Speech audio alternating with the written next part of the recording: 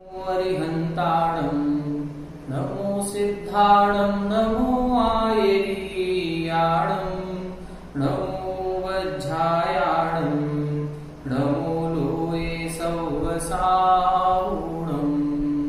मोक्षमार्गस्य नेतारं भेत्तारं कर्मभूभृतां ज्ञातारं विश्वतत्त्वानां वन्दे तद्गुणलब्धये।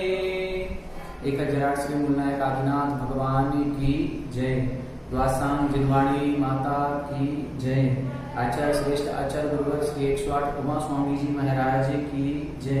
आचार्य श्रेष्ठ आचार्य गुरुवर श्री 108 विद्यासागर जी महाराज की जय। जगत पूज्य मुनि कुंभव श्री 108 सुधा सागर जी महाराज की जय। समस्त मुनि संघ की जय।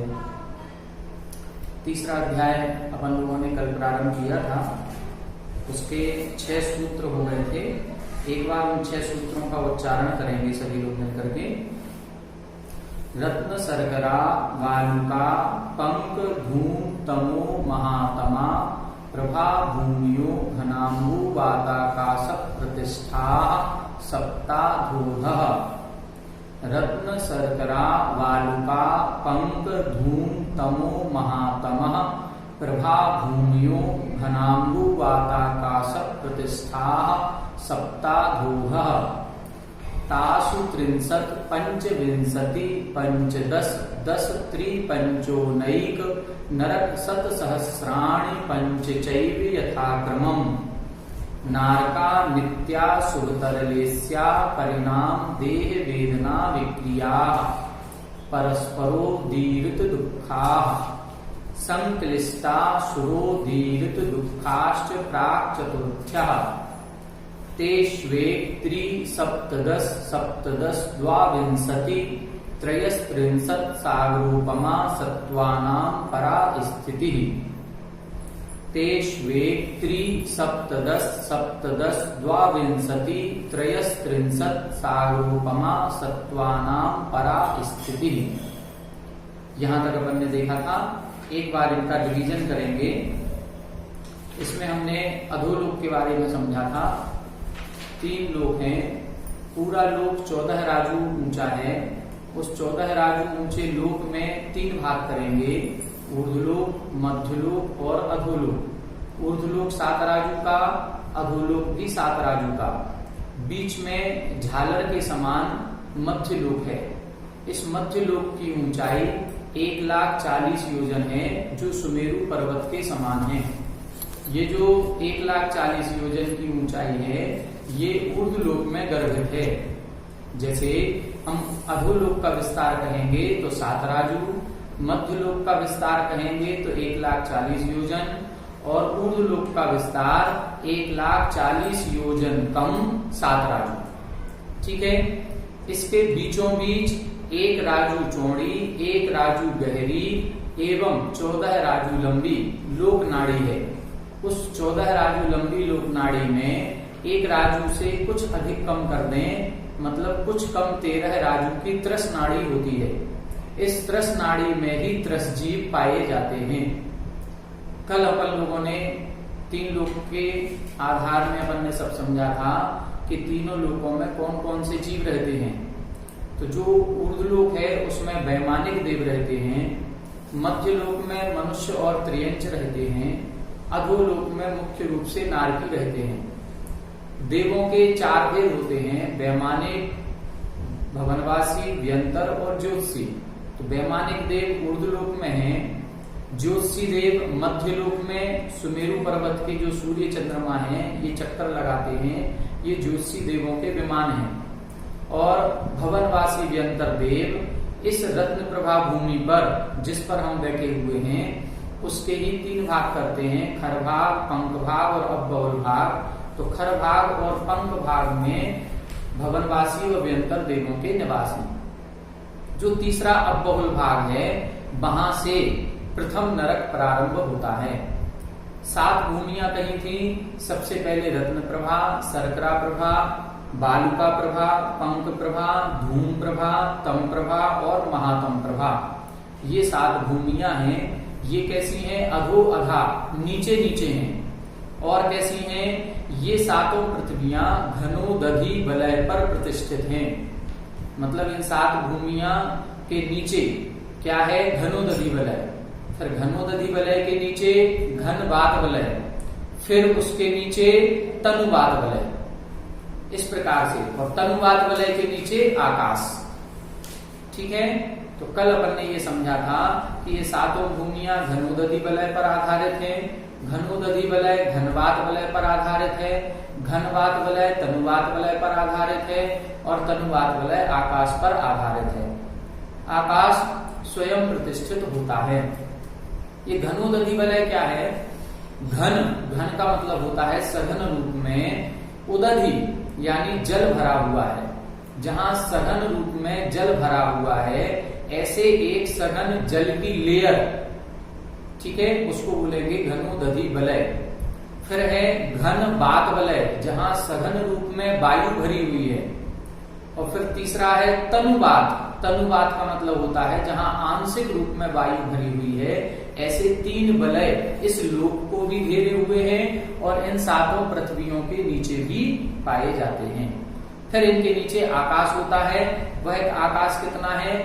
बहुत असंख्यात योजनों का है। एक पृथ्वी से दूसरी पृथ्वी तक का जो अंतर है असंख्यात योजनों का है। ठीक है, बहुत पास पास पृथ्वियां नहीं है। पहली पृथ्वी से दूसरी पृथ्वी के बीच में असंख्यात योजनों का अंतर है। हमने इन पृथ्वियों की मोटाई बताई थी।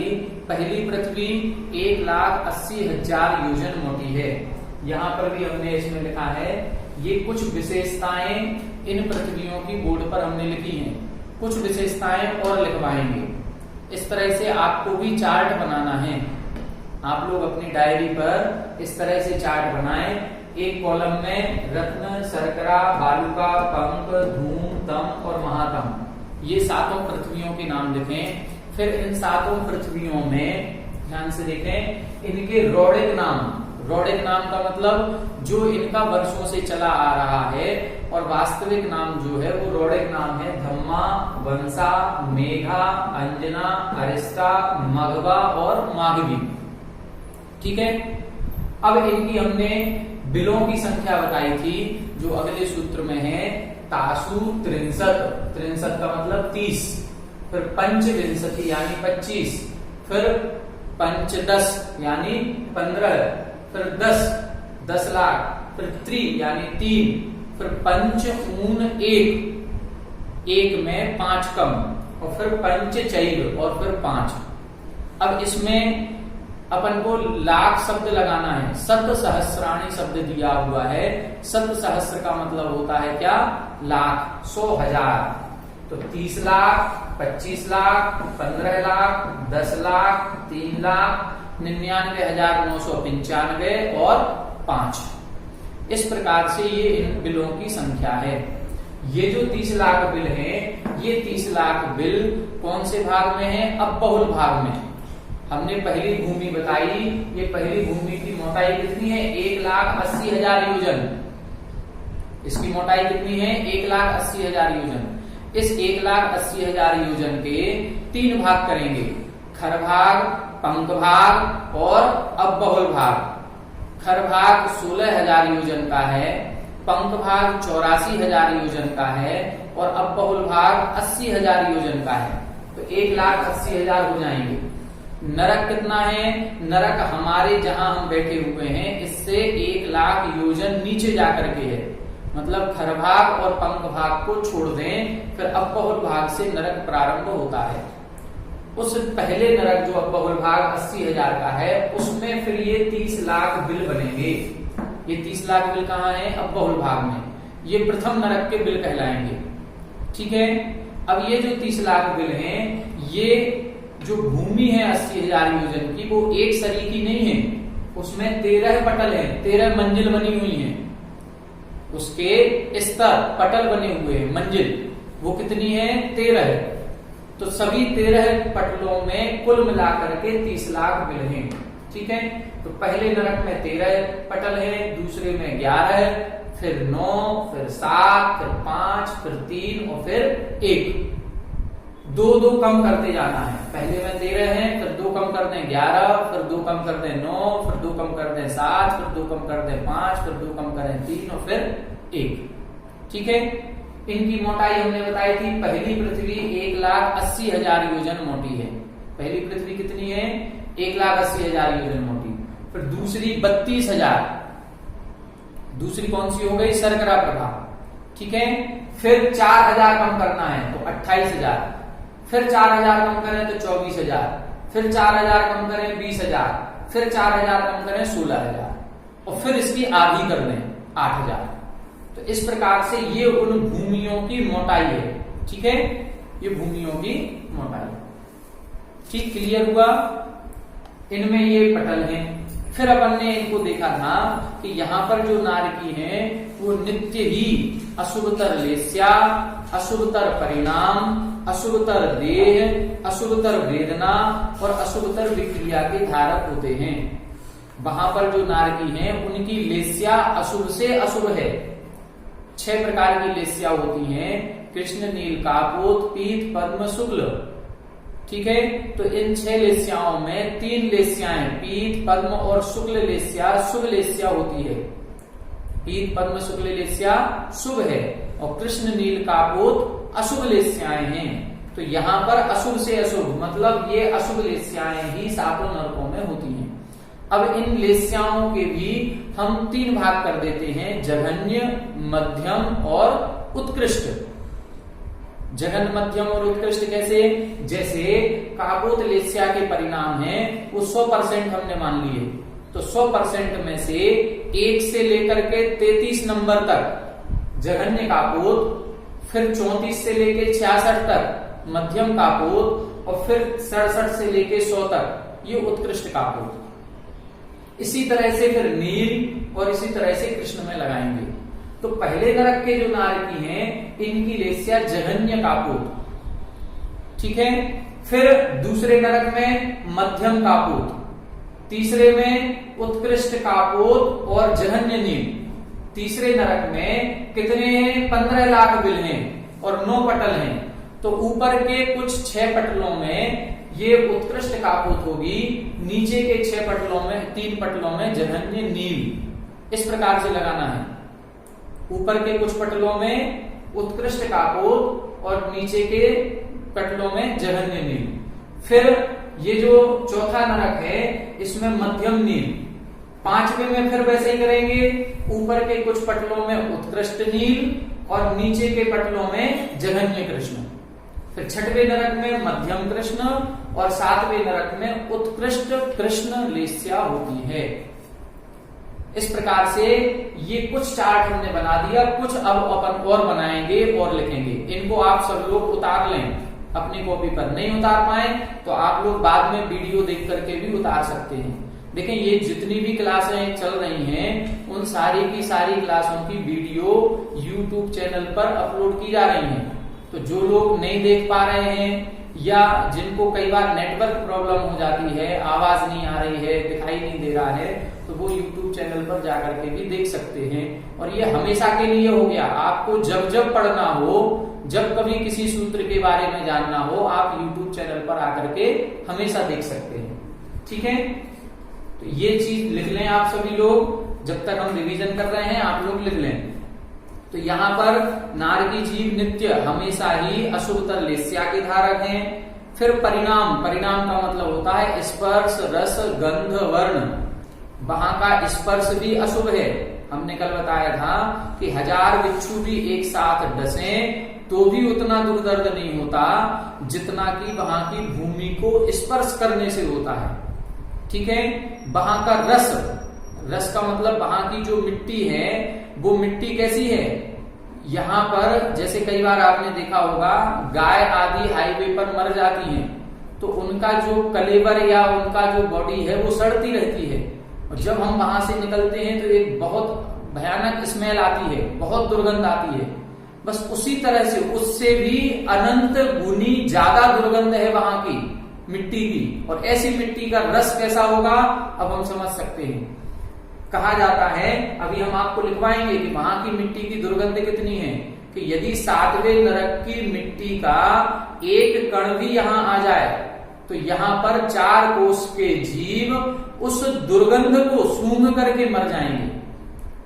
जैसे अभी गैस कांड हुआ था, ठीक है, भोपाल में भी एक बार बहुत पहले गैस कांड हुआ था कि रातों रात ऐसी गैस निकली कि वो गैस से दम घुटने लगा और दम घुट करके जीव मरने लगे। ऐसे ही वहां से भी उस मिट्टी से इतनी दुर्गंध ऐसी गैस निकलेगी कि उसको सूंघते ही 4 कोष के जीव मरण को प्राप्त हो जाएंगे। 4 कोष का मतलब 12 किलोमीटर, बहुत होता है, ठीक है। तो इस प्रकार से वहां का स्पर्श रस गंध वर्ण है। देह कैसी है? देह का मतलब होता है शरीर। शरीर उनकी जो लेस्या, द्रव्य लेस्या, देखें ये जो लेस्या है, ये लेस्या 2 प्रकार की होती है, एक द्रव्य लेस्या और एक भाव लेस्या। द्रव्य लेस्या का मतलब होता है शरीर का वर्ण। हमारा जो शरीर है, इस शरीर का कलर कैसा है और अंतरंग के परिणाम कैसे हैं, वो भाव लेस्या। तो जितने नारकी हैं उन सभी नारकियों की द्रव्य लेस्या कृष्ण ही होती है।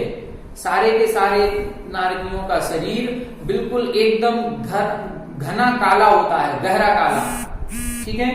और उनका शरीर कैसा होता है? शरीर के आकार होते हैं समचतुरस संस्थान। जो बिल्कुल नपातुला शरीर होता है उसको बोलते हैं समचतुरस संस्थान। देव जितने होते हैं उन सभी देवताओं का समचतुरस संस्थान होता है। जितने महापुरुष होते हैं अपने मध्य लोक में, उन महापुरुषों का भी समचतुरस संस्थान होता है। समचतुरस संस्थान का मतलब होता है नपातुला होना। जो अपने मंदिरों में जब पंच कल्याणक होते हैं और जो प्रतिमाएं लाई जाती हैं वो बिल्कुल समचतुरस संस्थान की होती हैं। उनको धागे से नाप करके बिठाला जाता है। यदि एक सूत भी कहीं कम हो रहा है तो उस प्रतिमा को रिजेक्ट कर देते हैं, ठीक है। तो इसी तरह से जो समचतुरस संस्थान है वो नपातुला होता है। और 4 भेद और हैं। अंतिम भेद होता है हुंड संस्थान। हुंड संस्थान इन नारकियों का होता है जो सबसे छठवा, सबसे निकृष्ट होता है, जिसके नाक, कान, मुंह, हर चीज जिसको कहें हम मतलब विकृत होती है। जैसे हमने कल बताया था, कॉमिक्स होती है या कार्टून कभी बनाते हैं तो कभी चेहरा बड़ा कर दिया, कभी नाक लंबी कर दी, कभी कान बड़ा कर दिया। इस तरह के उधर हुंड संस्थान जो देखने में ही विकृत लगते हैं। हम लोगों को मध्य लोक में भी कुछ लोग ऐसे मिल जाते हैं या उनका अशुभ नाम कर्म का ऐसा उदय होता है कि उनके शरीर को देखने की इच्छा नहीं होती, तो वो ऐसे ही नारकी जीव वहां पर हैं। तो उनका जो शरीर है वो हुंड संस्थान है, अशुभ नाम कर्म के उदय से बना है। और उनका शरीर जो है द्रव्य लेस्या कैसी है? कृष्ण लेस्या होती है, बिल्कुल काले होते हैं। वेदना, ठीक है, वहां की वेदना बहुत कष्टकारी है, अशुभ से अशुभ। इसीलिए वहां पर जब सम्यक दर्शन पैदा होता है तो सम्यक दर्शन वेदना के कारण से सम्यक दर्शन हो जाता है।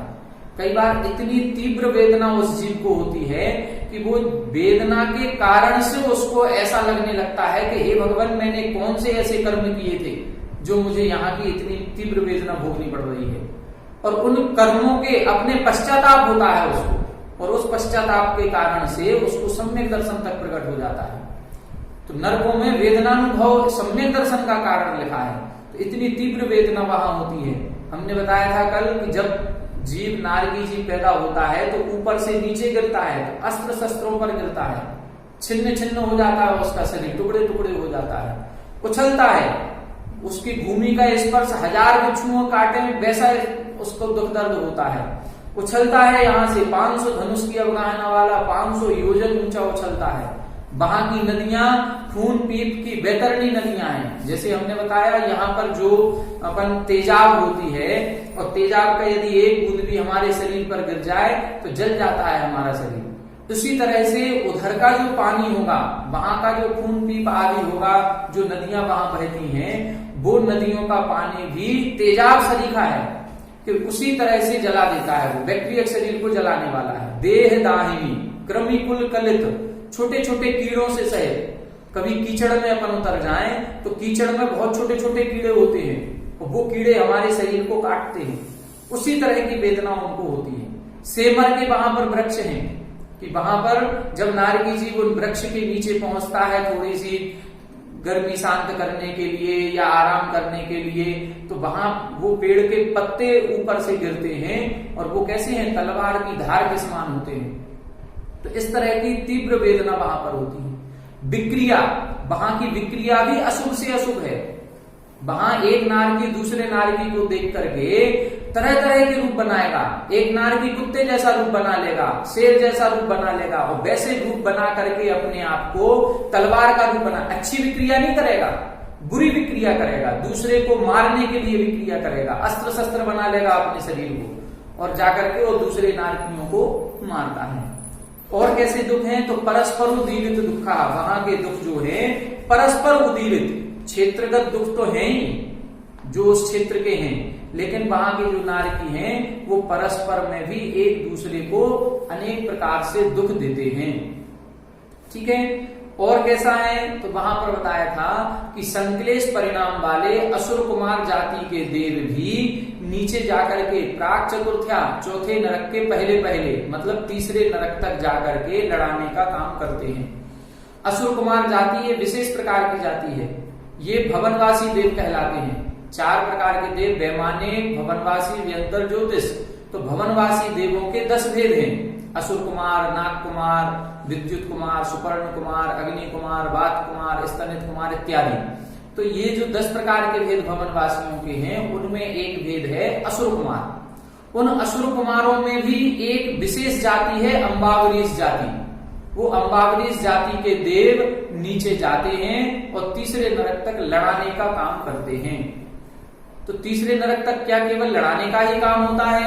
नहीं, कुछ देव जो भले देव होते हैं वो जाकर के उधर तीसरे नरक तक धर्म संबोधन भी कर सकते हैं और उस धर्म संबोधन को सुन करके नारकी जीवों को सम्यक दर्शन की भी प्राप्ति हो सकती है।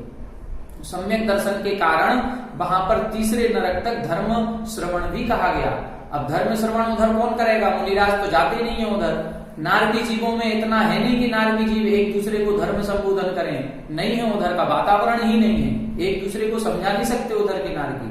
वो तो कोई देव ही चला जाए वहां, तो देव जाकर के किसी नारकी को संबोधन कर सकता है और संबोधन में उसको उसके पूर्व भाव की बातें याद दिलाएगा कि देखो हम और तुम एक साथ थे, तुमने ये गलत काम किया था इसलिए तुम नरक में आ गए और मैंने अच्छा काम किया था इसलिए मैं स्वर्ग में आया हूं। जैसे कि वर्णन आता है सीता का जीव रावण को संबोधन करने के लिए गया है। ठीक है, तो इस प्रकार से संक्लेश परिणाम वाले असुर कुमार जाति के देव भी चौथे नरक से पहले तीसरे नरक तक लड़ाने जाते हैं। इन नारकियों की आयु कितनी होती है?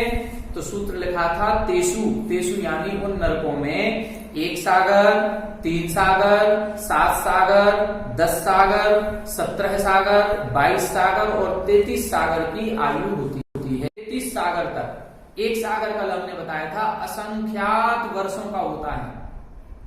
देखो 1 सागर में कितने वर्ष होते हैं उसको केवली भगवान भी नहीं बता पाए। केवली भगवान ने भी एक उपमा दी है कि जैसा ये सागर होता है, सागर का मतलब उन्होंने कहा कि वो 1 योजन का गड्ढा करो, उस गड्ढे में बाल डालो। अब बालों की कोई संख्या नहीं, उधर से फिर वो जितने वर्षों में निकले उतने वर्षों में इतना, कितना लंबा समय बता दिया। तो ये एक उपमा प्रमाण है, असंख्यातों वर्ष लग जाते हैं 1 सागर में और ऐसे 33 सागर की आयु वहां पर हो सकती है।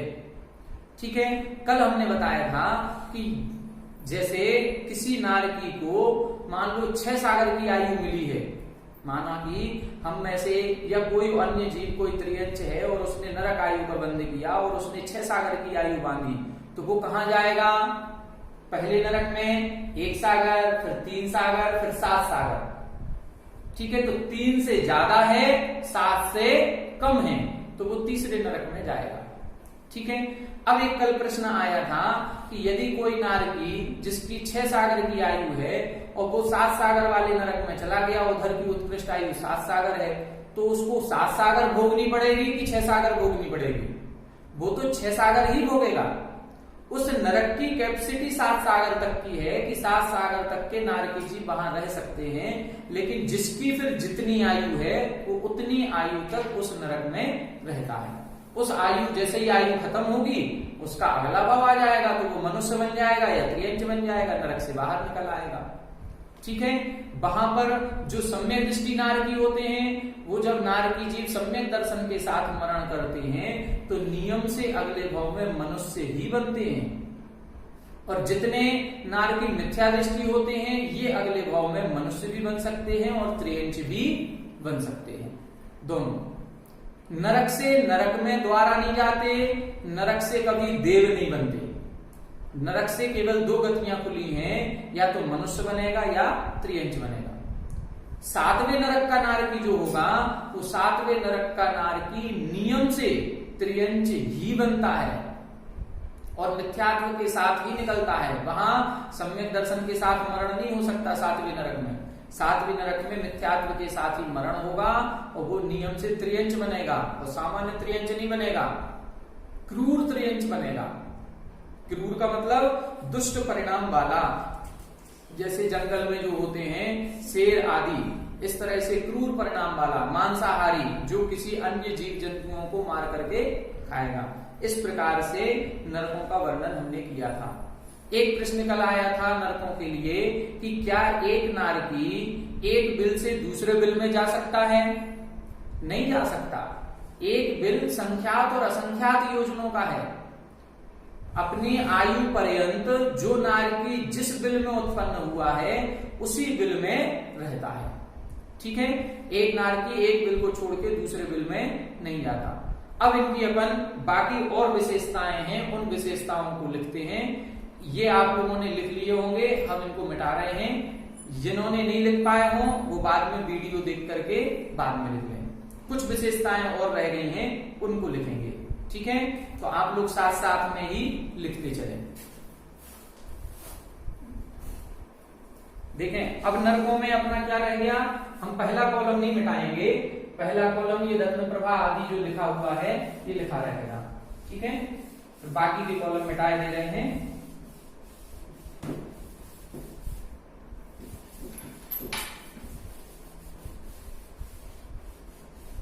अब यहां अपन देखेंगे इनकी आयु। एक प्रश्न आया था कि आपने उत्कृष्ट आयु बताई, जघन्य आयु नहीं बताई। जघन्य आयु देखें कैसी होगी। जो पहले नरक की जो आयु है वो जघन्य आयु 10,000 वर्ष की है। 10,000 वर्ष की आयु पहले नरक की जघन्य, और एक सागर उत्कृष्ट, ठीक है। एक सागर उत्कृष्ट। अब यदि एक सागर से किसी को थोड़ी सी भी ज्यादा मिलती है, एक सागर से एक समय भी यदि आयु ज्यादा मिलती है तो वो कहां जाएगा? दूसरे नरक में। तो दूसरे नरक की जघन्य आयु कितनी हो गई? एक सागर एक समय, और उत्कृष्ट आयु 3 सागर। अब 3 सागर तक की आयु मिलेगी तो वो दूसरे नरक में रहेगा, और 3 सागर से एक समय ज्यादा हो गई तो फिर वो तीसरे नरक में जाएगा। इस प्रकार से अपन देखेंगे। अब इनकी अपन आयु लिख लेंगे पहले,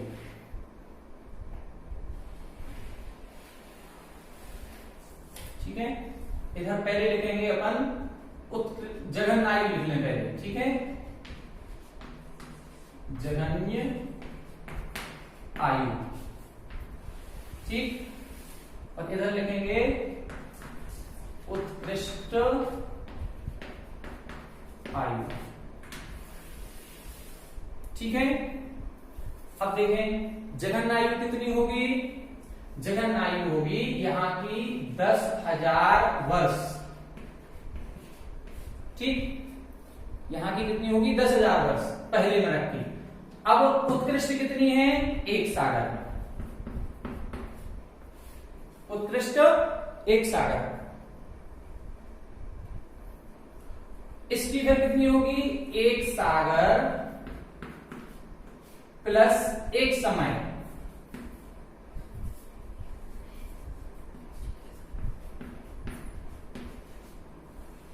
एक सागर एक समय। और इसकी उत्कृष्ट कितनी होगी? 3 सागर, ठीक है। अब देखें इधर अब 3 सागर एक समय, ये हो गई इसकी जघन्य आयु, और उत्कृष्ट कितनी हो जाएगी? 7 सागर, ठीक। फिर 7 सागर प्लस एक समय, प्लस करते जाएं इधर, ठीक है। और इधर हो जाएगी ये 10 सागर, इधर हो जाएगी 10 सागर एक समय,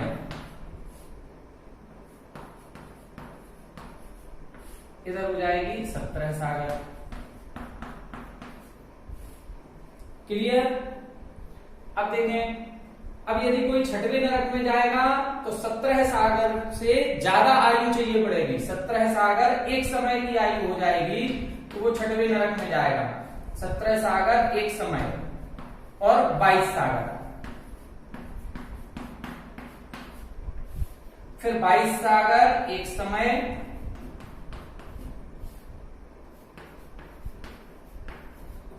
फिर इधर बनेगी 33 सागर। ठीक है। अब देखिए ध्यान से अपन, अब ये देखना है कि यदि मान लो किसी नारकी को 50,000 वर्ष की आयु मिलती है तो कहां जाएगा? 50,000 वर्ष की आयु वाला पहले नरक में जाएगा। ठीक है। यदि किसी जीव को 2.5 सागर की आयु मिली तो 2.5 सागर वाला कहां जाएगा? 2.5 सागर वाला जाएगा 1 सागर से लेके 3 सागर के बीच में, दूसरे नरक में। किसी जीव को 5 सागर की आयु मिली तो वो तीसरे नरक में जाएगा। किसी जीव को 17 सागर में 2 सेकंड ज्यादा हो गए, 17 सागर और 2 सेकंड की आयु मिली तो अब 17 सागर की यहाँ 5वें नरक तक है, लेकिन 2 सेकंड ज्यादा हो गए इसलिए अब वो 6वें नरक में जाएगा। ठीक है। और फिर 7वें नरक में 22 सागर एक समय से लेके 33 सागर तक की आयु होती है। ठीक। अब इसी तरह से इसमें अपन 2 कॉलम बनाएंगे, एक बनेगा अवधि ज्ञान का और एक बनेगा मिट्टी की दुर्गंध का। देखें बिल्कुल सरल है, अवधि ज्ञान जितना है उसका जस्ट उल्टा करना है तो मिट्टी की दुर्गंध का बन जाता है। देखें कैसे, पहले अपन लिख लें इधर अवधि ज्ञान, ठीक है। और फिर इधर देखेंगे कि उन नरकों की मिट्टी की दुर्गंध कितनी है।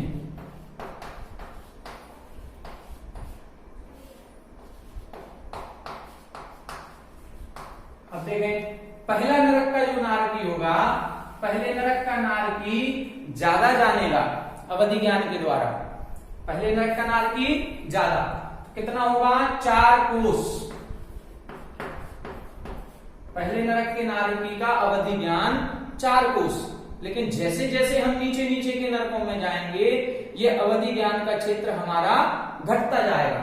4 कोस, फिर आधा घट जाएगा तो 3.5 कोस, फिर 3 कोस, फिर 2.5 कोस, फिर 2 कोस, फिर 1.5 कोस और फिर 1 कोस। 7वें नरक का नारकी केवल अवधि ज्ञान से 1 कोस तक की बात को ही जान सकता है। ठीक है। अब उल्टा कर दें, मिट्टी की दुर्गंध कितनी होगी? तो 7वें नरक का जो नारकी है वहां की जो मिट्टी की दुर्गंध होगी वो ज्यादा होगी, वो 7वां नरक है। तो यहां पर अब उल्टा हो जाएगा। ठीक है। यहां पर 1 कोस, फिर बढ़ते चलेंगे तो 1 से 1.5, 1.5 से 2, 2 से 2.5, 2.5 से 3, 3 से 3.5 और 3.5 से 4 कोस। ठीक है। कोस शब्द सभी में लगा है।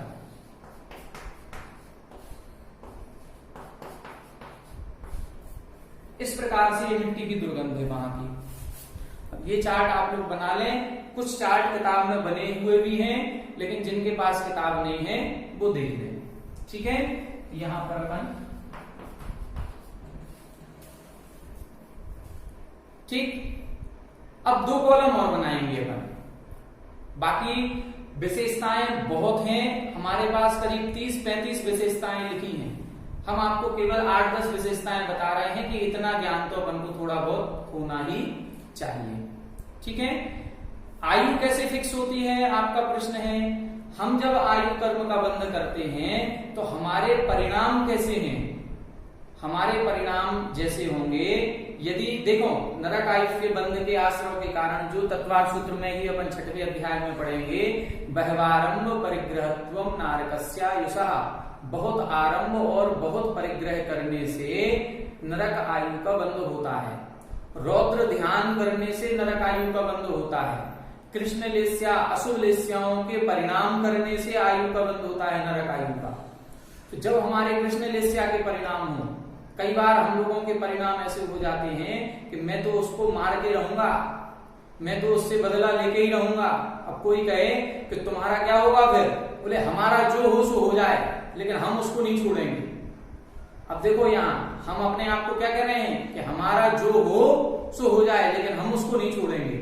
बस इस तरह के परिणाम नरक आयु का बंध कराएंगे। हम लोग बहुत रौद्र ध्यान करते हैं, हिंसा करके उसमें आनंद मनाते हैं, झूठ बोल करके आनंद मनाते हैं। तो जितने भी पाप हैं उन पाप को करने के बाद यदि हमें बहुत ज्यादा खुशी हो रही है, आनंद मिल रहा है, तो नियम से रौद्र ध्यान है। हिंसानंदी, मृषानंदी, चौर्यानंदी, परिग्रहानंदी। परिग्रह में कितना आनंद मनाया जाता है। हम सभी लोग जितना परिग्रह जोड़ते हैं, एक साड़ी खरीद के या एक कपड़ा खरीद के लेके आएंगे तो हम 20 लोगों को दिखाएंगे कि देखो हम ये शर्ट खरीद के लाए, कैसी लग रही है, देखो हम अपने घर में आज ये गाड़ी खरीद के लाए हैं, कैसी लग रही है। तो हर चीज को हम खुशी मनाते हैं। जिस दिन शादी करते हैं उस दिन तो ढोल पीटते हैं, जिस दिन बेटे बेटी हो जाए उस दिन बाजी बजेंगे। तो ये आनंद मना रहे हैं, हम परिग्रह में आनंद मनाएंगे। और जिस समय परिग्रह में आनंद मना रहे हैं उसी समय यदि आयु का बंध हो गया तो फिर नरक आयु का बंध होगा। तो आनंद नहीं मनाएं, ये समझें कि ये पाप है, पाप को हमें नहीं करना चाहिए, लेकिन हमारी मजबूरी है कि मुझे करना पड़ रहा है, ऐसी सोच बनाएं। जब हम पाप को पाप समझेंगे तो उस पाप में आनंद मनाने का मन नहीं करेगा, उस पाप को छोड़ने का मन करेगा। अपने आप की मजबूरी समझ में आएगी कि मैं कितना कैसा मजबूर हूं कि मुझे ये पाप करना पड़ रहा है।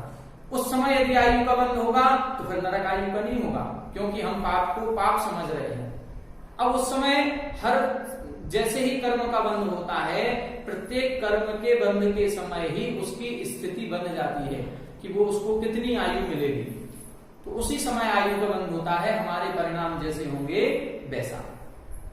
ठीक है, अब इसके बाद अपन 2 कॉलम और देखेंगे, वो थोड़े से समझने के हैं, इसलिए एक शरीर की अवगाहना का और एक वो जीव जाकर के नीचे उछलता है, तो कितना उछलता है वो थोड़ा सा आपको समझाएंगे।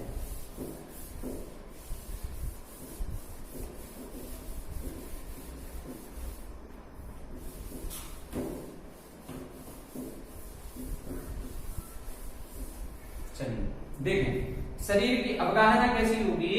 शरीर की अवगाहना अपन नीचे से चलेंगे, ठीक है, ऊपर से नहीं लगाएंगे, समझ में आ जाएगी। देखें पहले अपन बनाएंगे इधर शरीर की अवगाहना, ठीक है, और इधर लिखेंगे उछलना, ठीक है। अब इसमें देखें शरीर की अवगाहना कैसे लगेगी, नीचे 7वें नरक से लगाएं।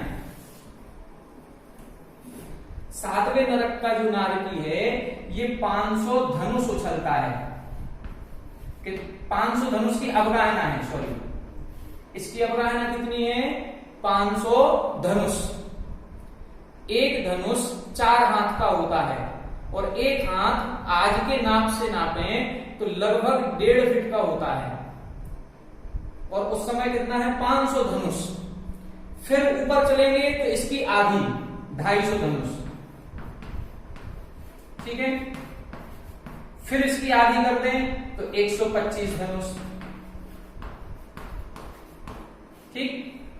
फिर 125 के आधे करें तो कितने होंगे 62.5, ठीक। तो 62.5 का मतलब हो गया 62 धनुष। और एक धनुष कितने हाथ का बताया हमने, 4 हाथ का। अब 4 हाथ के आधे करें तो कितना हो जाएगा 2 हाथ, ये हो गया 62.5। 62.5 धनुष का मतलब क्या हुआ, 62 धनुष 2 हाथ।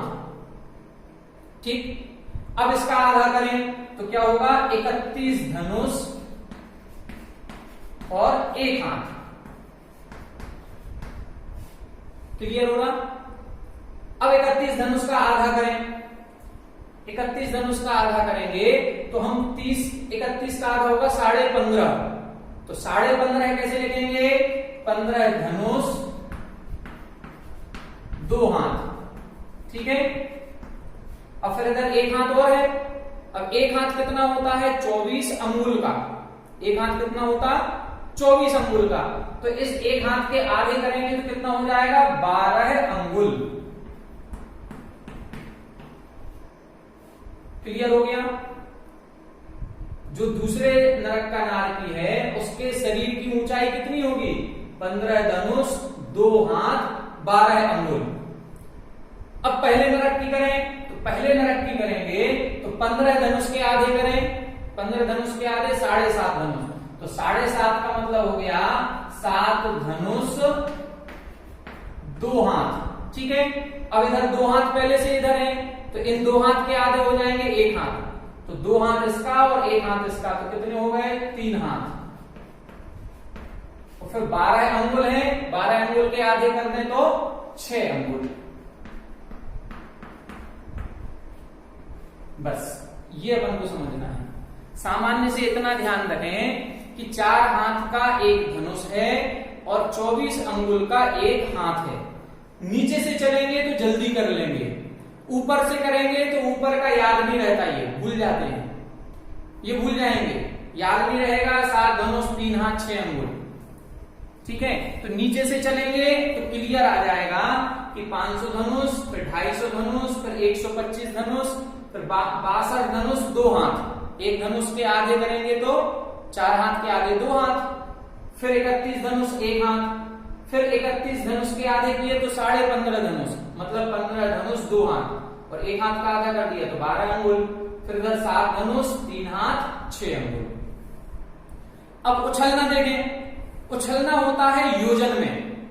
अब देखें उछलना बहुत सरल है, कुछ नहीं है। जहां हमने 500 धनुष लिखा है वहां हम 500 योजन लिखेंगे। अब क्या करेंगे, 500 योजन। 500 धनुष की अवगाहना वाला जीव 500 योजन ऊपर उछलता है। ठीक है, अब 500 योजन के आधे करें, 250 योजन, फिर 125 योजन, फिर 62.5 योजन। अब 62.5 योजन को कैसे करेंगे, जैसे इधर एक धनुष 4 हाथ का है वैसे ही इधर एक योजन 4 कोस का है। एक धनुष 4 हाथ और एक योजन 4 कोस, तो बिल्कुल अब कोस में लिखेंगे अपन। जो इधर अपन ने 62 धनुष 2 हाथ, तो इधर 62 योजन और 2 कोस। ठीक है, फिर इसके ऊपर चलेंगे तो 31 धनुष 1 कोस हो जाएगा, 31 योजन 1 कोस। ठीक, अब इसके ऊपर देखें, जैसे इधर हमने एक हाथ में 24 अंगुल बताए हैं, कितने बताए, एक हाथ में 24 अंगुल, ऐसे ही एक कोस में 2000 धनुष होते हैं। एक कोस में कितने धनुष, 2000 धनुष। तो अब 2000 के हिसाब से चलेंगे अपन, तो क्या होगा, इधर 15 योजन, फिर 2 हाथ है तो इधर कितना हो जाएगा, 2 कोस और 1000 धनुष। क्लियर हुआ। देखो 31 योजन है, 31 योजन के आधे करो तो 15.5 योजन होंगे। 15.5 योजन का मतलब 15 योजन 2 कोस, और यहां जो एक कोस था उसमें 2000 धनुष होते हैं, तो आधा कर दिया 1000 धनुष। अब और ऊपर चलें तो 15 योजन के आधे करेंगे तो 7.5 योजन, 7 योजन 2 कोस, 2 कोस ये और 1 कोस इसका हो जाएगा 3 कोस, और इधर 1000 धनुष के 500 धनुष। इस प्रकार से ये जीव जब नरकों में ऊपर से नीचे गिरेगा तो ये जमीन को स्पर्श करके इतना ऊपर उछलता है, ये उछलता है इतना ऊपर। अब इतना ऊपर जब उछल रहा है तो ये विचार करें कितना कष्ट होता होगा उस जीव को। 500 योजन उछलना बहुत होता है, 500 योजन। ठीक है, तो नरकों के बारे में इतना ही अपन समझेंगे। बाकी बहुत सारी विशेषताएं बुक में लिखी हुई हैं और फिर कभी अपना मौका मिलेगा तो फिर अपन करेंगे। ये अभी शिविर चल रहा है, इसलिए शिविर की अपेक्षा से इतना पर्याप्त है। ठीक है, देखें, स्वर्ग से सीधे नरक में नहीं जा सकते, नरक से सीधे स्वर्ग में नहीं जा सकते। कोई भी देव नारकी नहीं बन सकता, कोई नारकी देव नहीं बन सकता है। ठीक, अब चलो, अब इसके बाद अपन मध्यलोक यहां से प्रारंभ करते हैं। लिख लिया ये सब आपने। एक धनुष कितना हो, इसी तरह से योजन में जब लगाएंगे तो एक योजन 4 कोस का और एक कोस 2000 धनुष का। ठीक है, चलिए अब इसको मिटा दें, अभी लिख लें आप लोग, फिर हम अगला सूत्र पढ़ रहे हैं और अगले सूत्र को चलेंगे। उच्चारण करें सूत्र का। जम्बू द्वीप, जम्बू द्वीप लवणोदादयः शुभ नामानो द्वीप समुद्राः। जम्बू द्वीप लवणोदादयः शुभ नामानो द्वीप समुद्राः। जम्बू द्वीप लवणोदादयः शुभ नामानो द्वीप समुद्राः। यहां बता रहे हैं, अब मध्यलोक की चर्चा करेंगे। अधोलोक अपन ने देख लिया, अब जो मध्यलोक है, जो हमारी सबसे पहली भूमि रत्न प्रभा भूमि है, उस रत्न प्रभा भूमि जिस पर हम आप बैठे हुए हैं, जिसके ऊपरी पटल पर, वहां क्या है? तो वहां बता रहे हैं जम्बू द्वीप लवणोद आदया। आदि शब्द दोनों में लगाएंगे, जम्बू द्वीप आदि और लवण समुद्र आदि शुभ नामानु, शुभ नाम वाले द्वीप समुद्र, द्वीप और समुद्र हैं। मध्यलोक में क्या है? मध्यलोक में द्वीप और समुद्र हैं। कितने द्वीप समुद्र हैं? असंख्यातों द्वीप समुद्र हैं। मध्यलोक में क्या है? द्वीप समुद्र हैं असंख्यातों। उनके नाम क्या हैं? उनके नाम है जम्बू द्वीप आदि और लवण समुद्र आदि। मतलब पहला द्वीप जम्बू द्वीप, फिर पहला समुद्र लवण समुद्र, फिर उसके बाद धातकी खंड द्वीप, फिर कालोदधि समुद्र, फिर पुष्करवर द्वीप, पुष्करवर समुद्र, घृतवर द्वीप, घृतवर समुद्र, क्षीरवर द्वीप, क्षीरवर समुद्र, वारणीवर द्वीप, वारणीवर समुद्र, घृत, और इसी तरह से नंदीश्वरवर द्वीप, नंदीश्वरवर समुद्र। ऐसे असंख्यातों द्वीप समुद्र हैं। अंतिम जो द्वीप समुद्र है उसका नाम है स्वयंभू रमण द्वीप और स्वयंभू रमण समुद्र। ठीक है, अब ये द्वीप समुद्र कैसे हैं? अलग अलग हैं कि द्वीप इधर हो गया, समुद्र इधर हो गया?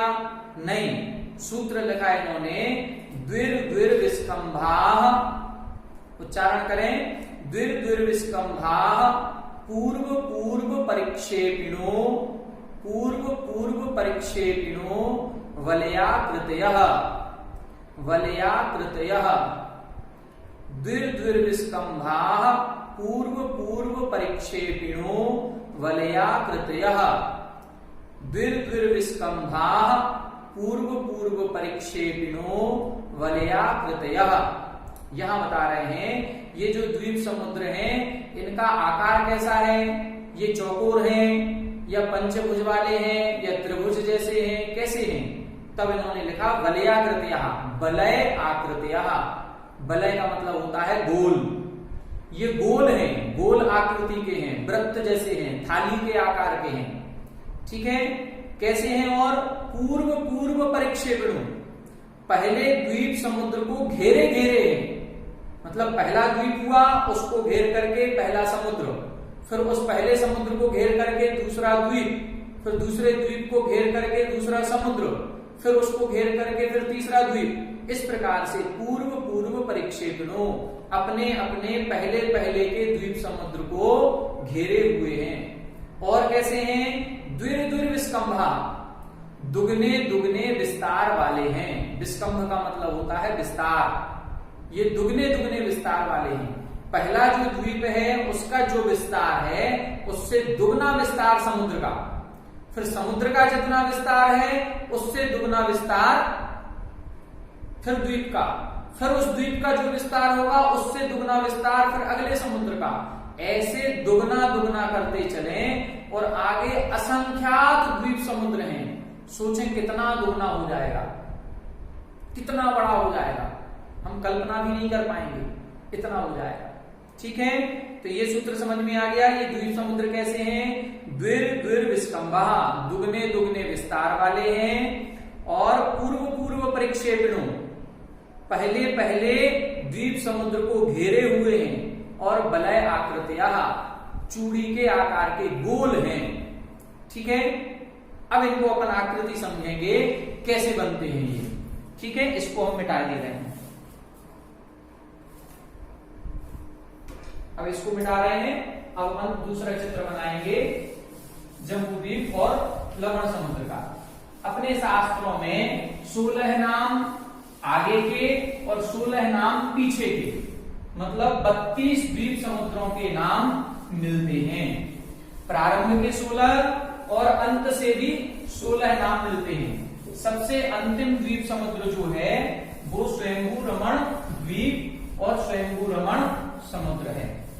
ठीक है, अब देखें इसको कैसे लगाना है। जैसे इसमें देखें,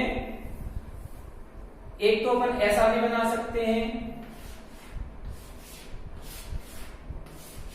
ऐसा हो सकता था चौकोर, लेकिन इसीलिए कि चौकोर नहीं है इसलिए उन्होंने सूत्र में लिखा वलय आकृतिया, गोल है, चौकोर नहीं बनाना है। ठीक है, फिर कैसे हैं? अब ऐसे बनाएंगे अपन। सही चित्र कैसा बनेगा? ये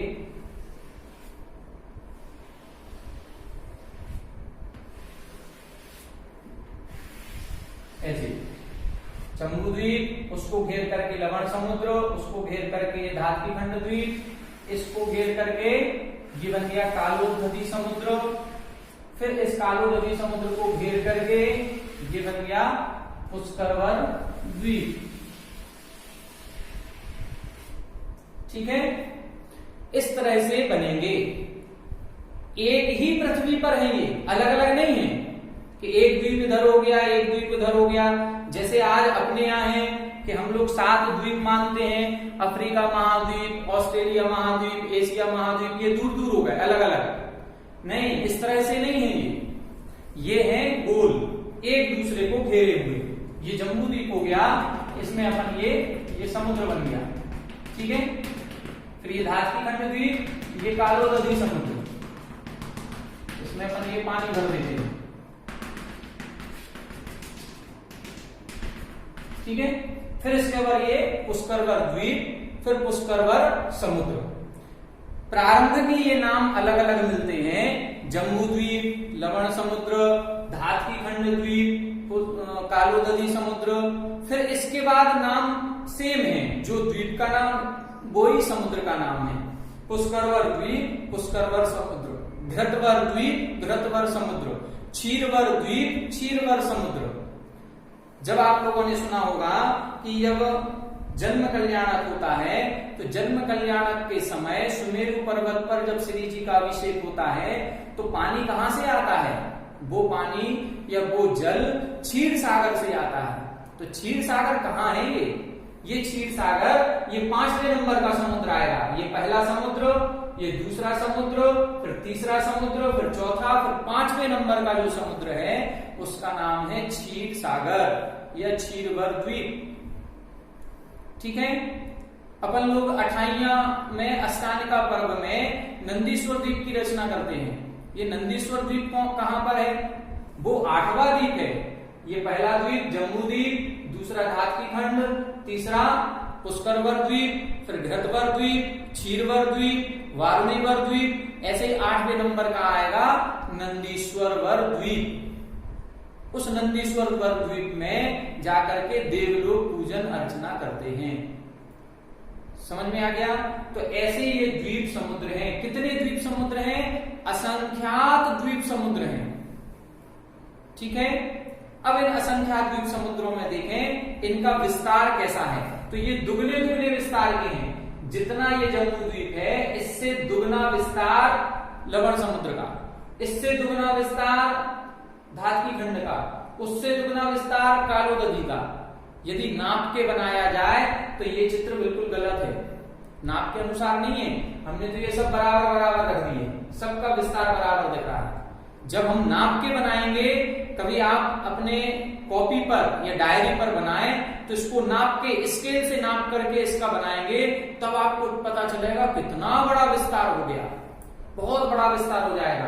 अब देखें, जैसे आप लोग स्केल से नापें तो इसको 1 इंच का रखना, 1 इंच का रखना ये जम्बू द्वीप। फिर इसके बाद ये 2 इंच का निशान लगा करके फिर गोला बनाना, फिर ये 4 इंच का लगा करके गोला बनाना, फिर 8 इंच का बना करके गोला बनाना। आपकी डायरी में नहीं समाएगा। हम डायरी कितनी सी होती है? मुश्किल से 10 इंच की। हम कर ही नहीं पाएंगे उसमें। 2-3 समुद्रों में या 2-3 द्वीप में हमारा डायरी का पेज भर जाएगा, हम बना नहीं पाएंगे, इतना बड़ा विस्तार है। अब देखें जम्बू द्वीप बीच वाला क्या है। ये तो इन्होंने बता दिया कि ये जो द्वीप समुद्र हैं ये दुगने दुगने विस्तार के हैं। लेकिन दुगना हम कब करेंगे?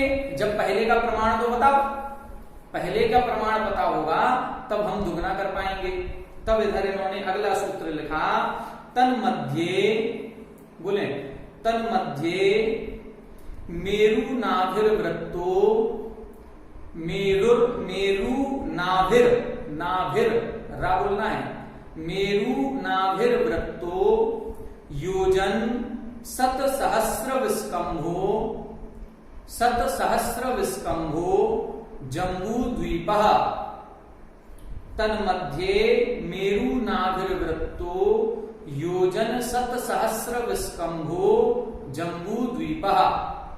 यहां बता रहे हैं तन्मध्ये, उन ये असंख्यात द्वीप समुद्रों के मध्य में, मध्य का मतलब बीच में, उन असंख्यात द्वीप समुद्रों के मध्य में मेरु नाभि, मेरु पर्वत जिसकी नाभि है, मेरु पर्वत जिसकी नाभि है। तो देखें मेरु पर्वत कहां पर है? यहां पर, ये हो गया ये मेरु पर्वत, ये मेरु पर्वत।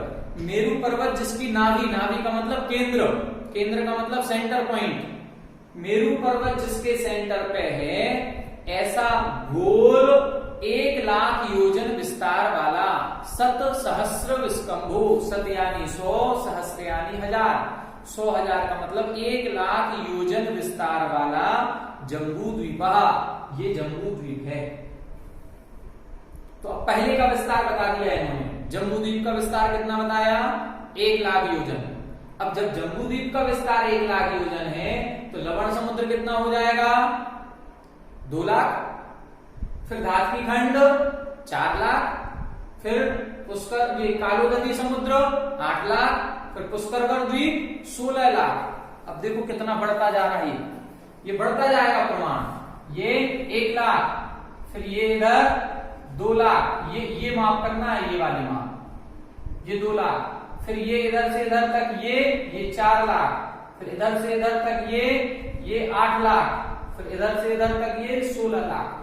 तो ये पुष्करवर द्वीप कितना हो गया? 16। इसी तरह इस तरफ लगाना है।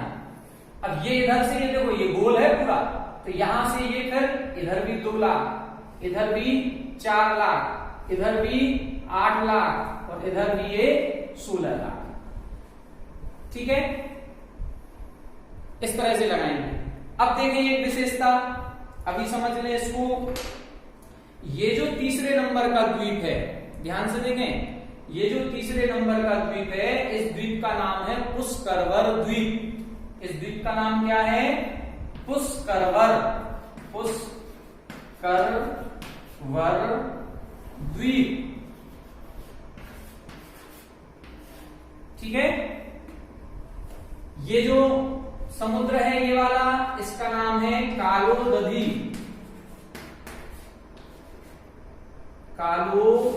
कालोद समुद्र भी कह सकते हैं और कालोदधी,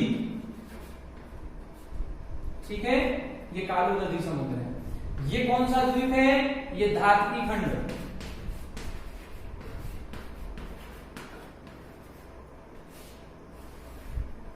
ये समुद्र कौन सा है? ये वाला, ये है लवण समुद्र।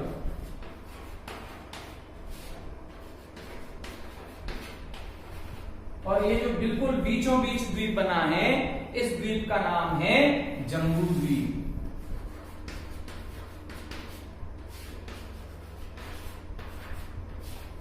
ठीक। अब देखें, ध्यान से देखना है, एक नई चीज बता रहे हैं। ये जो तीसरे नंबर का द्वीप है, इस तीसरे नंबर का द्वीप जो पुष्करवर द्वीप है, इसका विस्तार कितना है? 16 लाख योजन। इसका विस्तार है 16 लाख योजन। अब इस विस्तार के बिल्कुल बीचों बीच, यहां से बिल्कुल बीचों बीच एक पर्वत आता है। ये एक पर्वत यहां से बिल्कुल बीचों बीच आएगा, गोल। इस पर्वत का नाम है मानसोत्तर पर्वत। इसका नाम क्या है? मानसोत्तर पर्वत। इस पर्वत के आने से इस पुष्करवर द्वीप के दो भाग हो गए।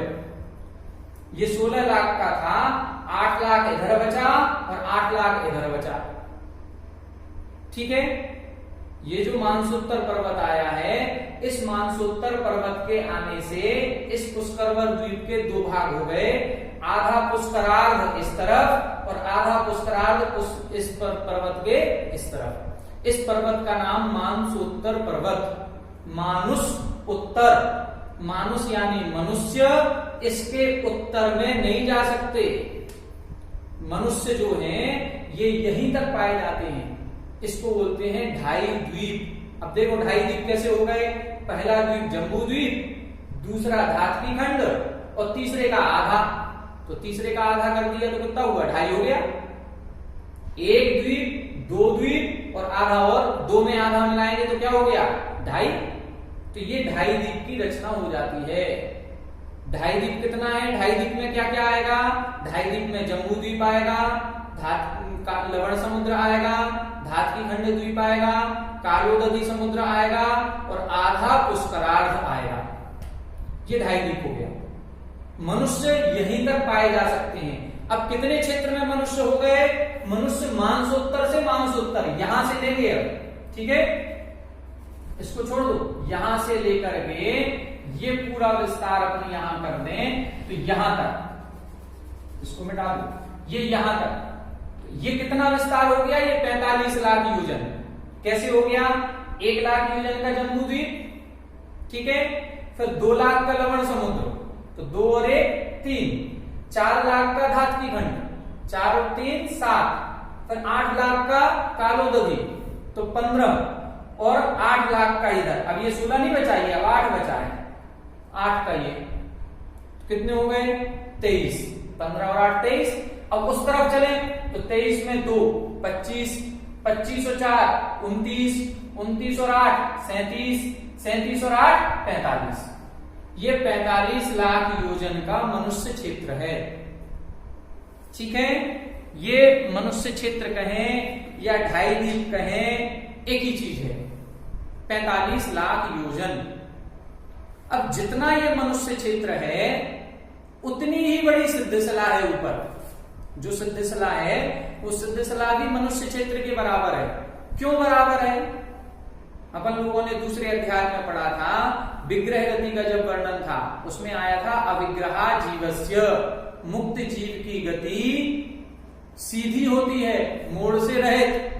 अब सीधी होगी तो जो जीव जम्बूद्वीप में बैठ करके मोक्ष प्राप्त करेगा वो जम्बूद्वीप के सीधे ऊपर जाएगा। जो जीव मानसोत्तर पर्वत के पास बैठ करके तपस्या करेगा वो मानसोत्तर पर्वत के ऊपर बैठेगा, मतलब उधर ही। तो जितना बड़ा मनुष्य क्षेत्र है उतना बड़ा ही सिद्धशिला या सिद्ध क्षेत्र है, क्योंकि मनुष्य गति से ही मोक्ष की प्राप्ति होती है, अन्य गतियों से तो होती नहीं है। मनुष्य ही मोक्ष प्राप्त करेगा। तो मनुष्य जहां तक पाया जा सकता है वहां तक का ही सिद्ध क्षेत्र या सिद्ध शिला है। आड़े तिरछे गमन होता नहीं है कि कोई जीव आगे क्षीर सागर में उधर से मोक्ष प्राप्त करे, तो वहां मनुष्य जा नहीं सकता। यहाँ का जीव जाकर के वो क्षीर सागर के ऊपर बैठे, वैसा भी नहीं हो सकता। तो जितनी बड़ी मनुष्य क्षेत्र है उतनी बड़ी ही सिद्ध शिला या सिद्ध क्षेत्र होता है 45 लाख योजन। अब इसमें प्रश्न आया कैलाश पर्वत कहाँ है? ये कैलाश पर्वत अपन सब जम्बू द्वीप में रहते हैं।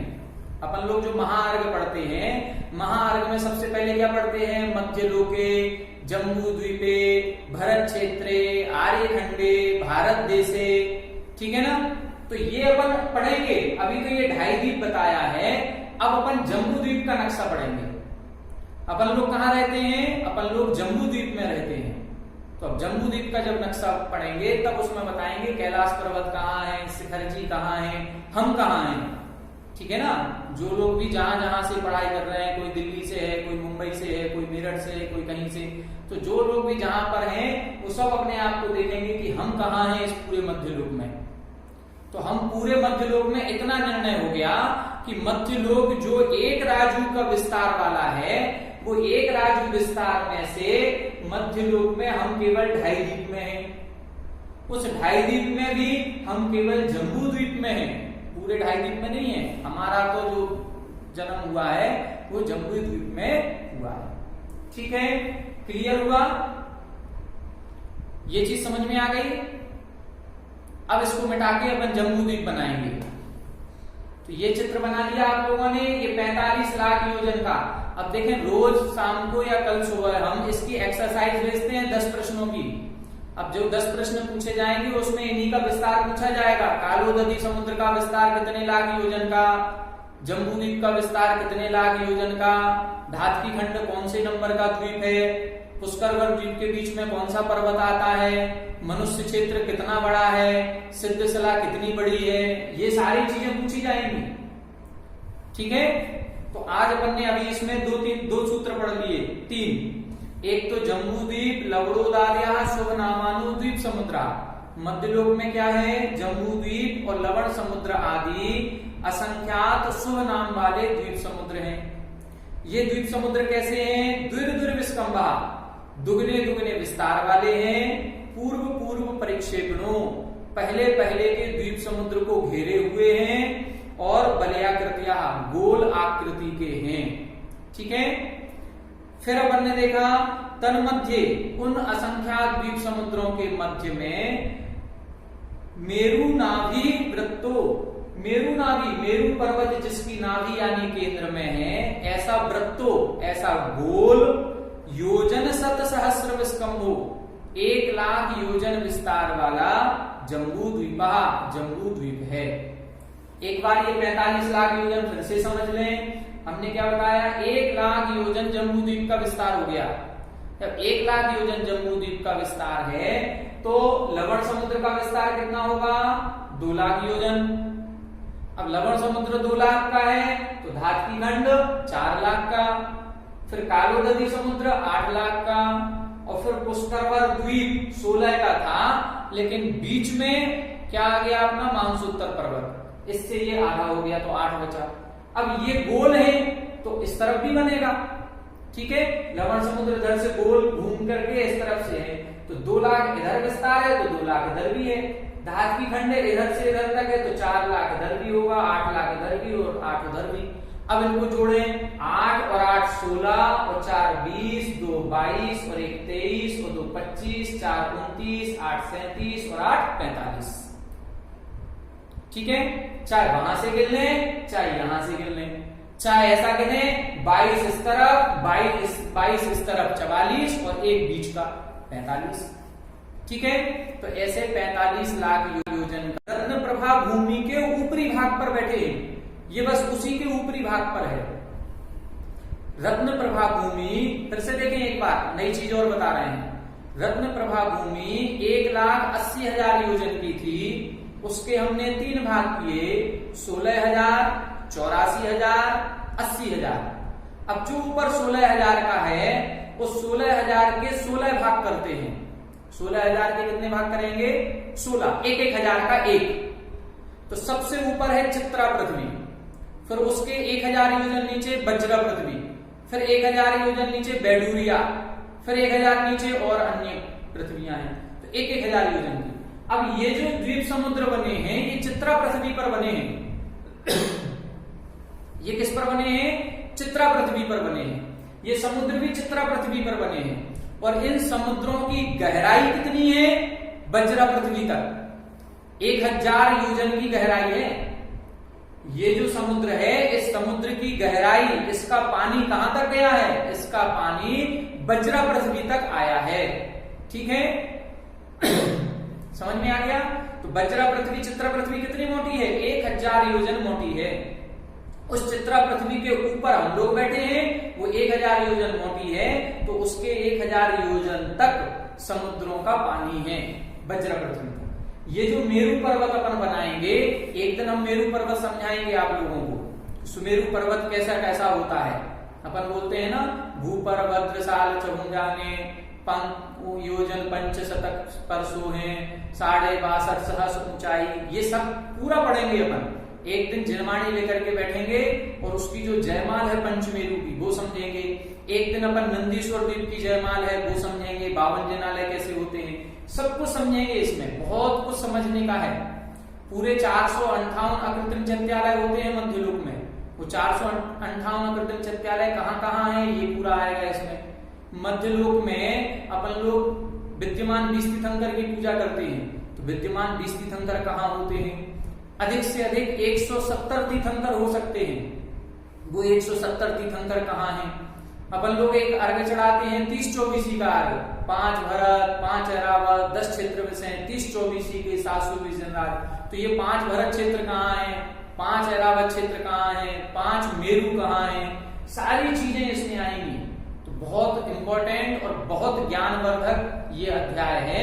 आप लोग बिल्कुल भी मिस ना करें। और यदि किसी कारणवश किसी का मिस हो जाए, कहीं छूट जाए या नेटवर्क प्रॉब्लम हो जाए, तो इसकी सारी वीडियो अपन YouTube पर डाल देंगे, आप लोग उस पर देख करके पढ़ सकते हैं। ठीक है, अब 1-2 सूत्र और देखेंगे आज अपन। टाइम तो वैसे हो गया, 5 मिनट और लगेंगे, इसको हम मिटा रहे हैं। ठीक है, अब अपन जम्बू द्वीप का नक्शा बनाएंगे। ये 2.5 द्वीप का हो गया। अब अपन केवल जम्बू द्वीप को समझेंगे। जम्बू द्वीप कहाँ है और जम्बू द्वीप में क्या क्या है। ठीक है, जम्बू द्वीप का विस्तार कितना बताया? 1,00,000 योजन। कैसा है वो है थाली के आकार का। देखें इसमें आप लोग जब किताब पढ़ेंगे तो किताब में 2 शब्द लिखे हैं, जम्बू द्वीप थाली के आकार का है और बाकी द्वीप चूड़ी के आकार के हैं। तो थाली और चूड़ी में अंतर समझ में आ रहा? थाली प्लेन होती है, वो बीचों बीच जो है वो थाली हो गई, लेकिन चूड़ी के बीच में गोल होता है। जब तो हम हाथ में पहनेंगे चूड़ी कैसी होगी? गोल। तो चूड़ी का जो मोटाई होगी वो लवण समुद्र की धात की खंड की मोटाई है, लेकिन थाली ये जम्बू द्वीप हो गई। इसलिए जम्बू द्वीप को थाली के समान कहा और बाकी को चूड़ी के आकार। अब देखें अपन जम्बू द्वीप बनाएंगे केवल।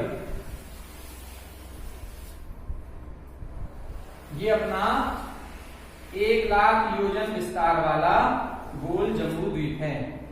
देखो हो सकता है कहीं थोड़ा तिरछापन आ जाए, एकदम गोल नहीं बनेगा, लेकिन फिर भी कोशिश करेंगे।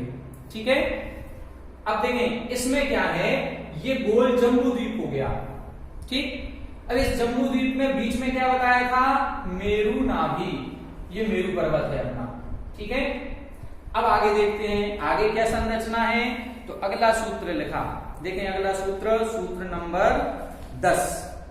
भरत हेमवत, पढ़ें, भरत हेमवत हरि विदेह रम्यक हैरण्यवतैरावत वर्षाः क्षेत्राणि भरतैरावत विदेहा भरत हेमवत हरि विदेह रम्यक हैरण्यवतैरावत वर्षाः क्षेत्राणि भरत हेमवत हरि विदेह रम्यक हैरण्यवतैरावत वर्षाः क्षेत्राणि। देखें, भरत हेमवत हरि विदेह, रम्यक, हैरण्यवत और ऐरावत। क्षेत्राणि, ये क्षेत्र हैं। वर्ष शब्द सभी में लगाएंगे। भरतवर्ष, हेमवत वर्ष, हरिवर्ष, विदेह वर्ष, रम्यक वर्ष, हैरण्यवत और ऐरावत, ये क्षेत्र हैं। वर्ष का अर्थ भी क्षेत्र कहलाता है। तो ये 7 क्षेत्र हैं। ये 7 क्षेत्र कहाँ हैं? ये 7 क्षेत्र इस जम्बू द्वीप में बनाएंगे। अब ये 7 क्षेत्र बनेंगे कैसे? ये तो 7 क्षेत्रों के नाम दिए हैं इस सूत्र में। इस सूत्र को याद करना, सूत्रों के नाम इसमें, क्षेत्रों के नाम इसमें दिए हैं। अब इन 7 क्षेत्रों का विभाग कैसे होगा? तब अगला सूत्र लिखा, तद विभाजिनः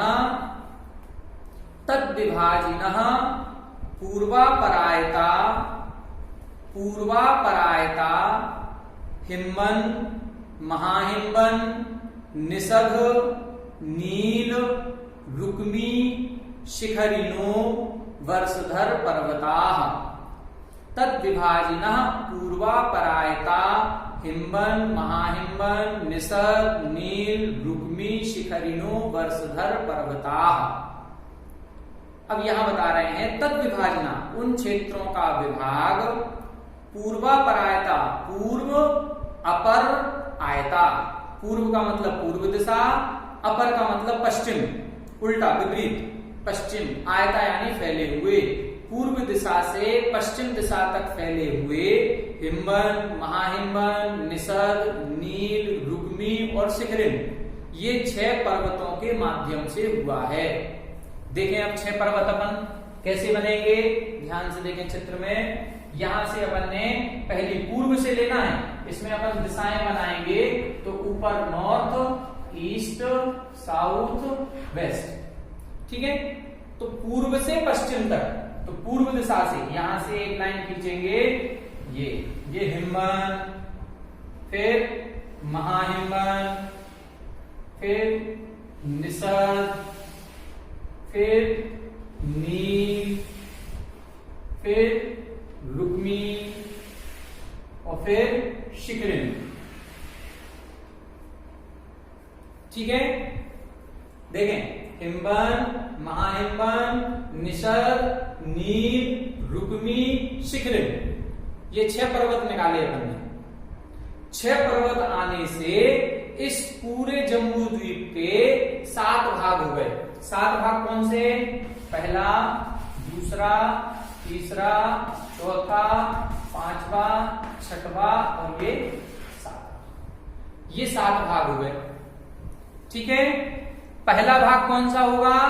ये है भरत, जो पहले सूत्र पढ़ा अपन ने। तो भरत, हेमवत, हरि, विदेह, रम्यक, हैरण्यवत, ऐरावत।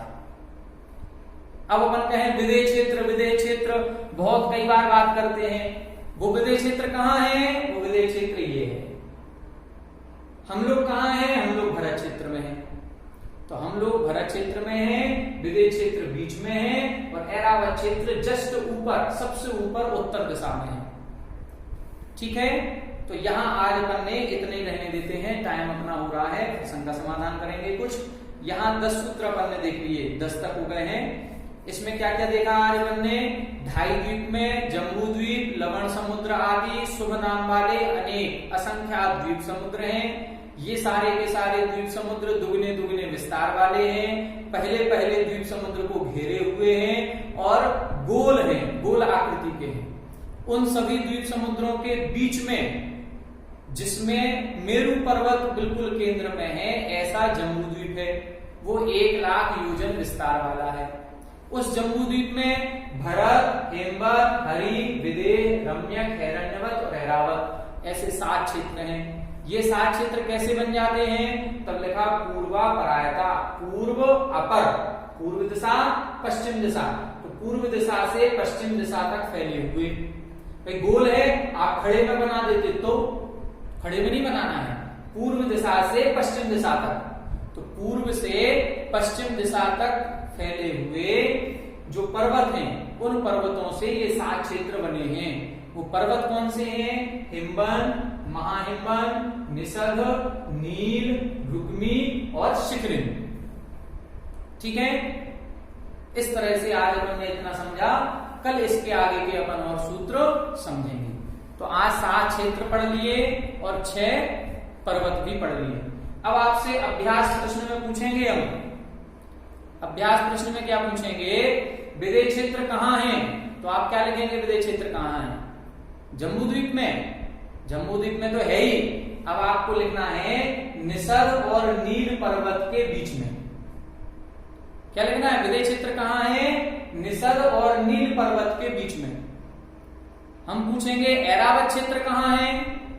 तो आप क्या लिखेंगे? ऐरावत क्षेत्र कहाँ है? ऐरावत क्षेत्र है, ये कौन सा पर्वत है? शिखरिन। शिखरिन पर्वत और लवण समुद्र के बीच में।